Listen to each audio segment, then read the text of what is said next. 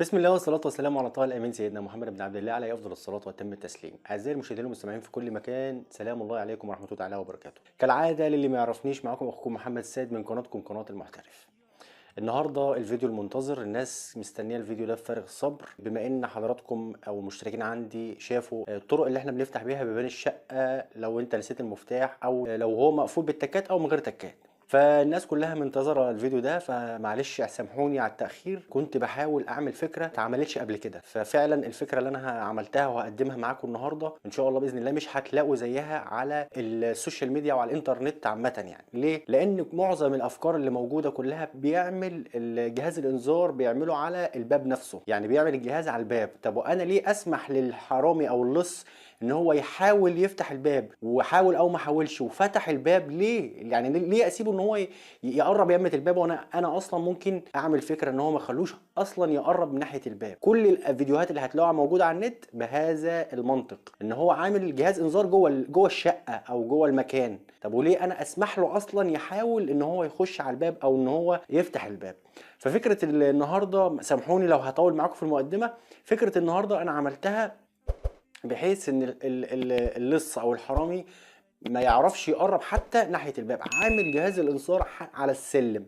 في ناس هتقول لي، عارف، في التعليقات هيقولوا مثلا وليكن انا ساكن في عماره وما عنديش المكان اللي هو السلم زي ما عندك كده، ما عنديش الكلام ده. انا عندي ساكن في عماره وليا شقتي شاريها او شقتي مستقله وسلم عادي، فالسلم هتلاقيه على الجنب زي ما احنا عارفين، او الاسانسير على الجنب كده والسلم طالع. فانا ممكن اقول لحضرتك ممكن تحط زرعه مثلا من هنا وزرعه من هنا. عارفين انتوا الزرع؟ في زرعه كنت حاططها انا، هتشوفوها على السلم عندي. ممكن تحط واحده من هنا على الباب، واحده من هنا على الباب، وتركب جهاز الانذار على الزرعه دي، بحيث ان هو مثلا نص متر او ربع متر قبل الباب، بحيث ان اللي يحاول يقرب حتى للباب يحصل معاه جهاز الانذار يضرب ويتكشف بعون الله. مش عايز اطول عليكم في الفيديو، بس قبل ما نروح لطريقه التصميم بتمنى من حضراتكم تعملوا لايك للفيديو علشان يوصل لاكتر عدد ممكن، لان في ناس محتاجه الموضوع ده. وتشتركوا في القناه لو انت مش مشترك عندي في القناه، هتشوف افكار جديده وهتشوف فيديوهات جديده.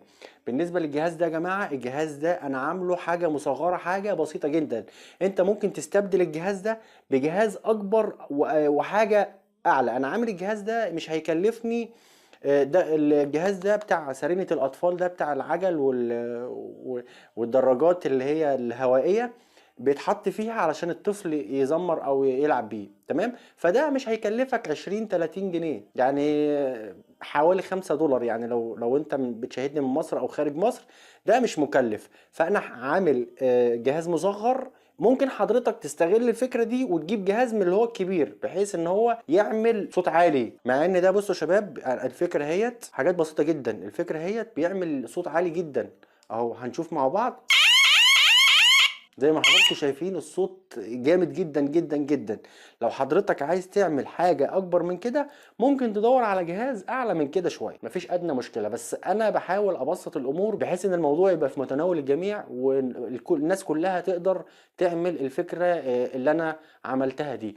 يلا عشان ما اطولش عليكم، يلا بينا نروح نشوف احنا عملنا الجهاز ده ازاي او التصميم بتاعه ازاي، ونرجع مع بعض. بتمنى من حضراتكم برضو عشان ما تنسوش لايك للفيديو واشترك في القناه لو انت مش مشترك، وفعل زر الجرس علشان يوصلك كل تنبيهات باشعاراتنا وفيديوهاتنا الجديده ان شاء الله. دعواتكم يا جماعه، يلا بينا علشان نشوف الطريقه اتعملت ازاي.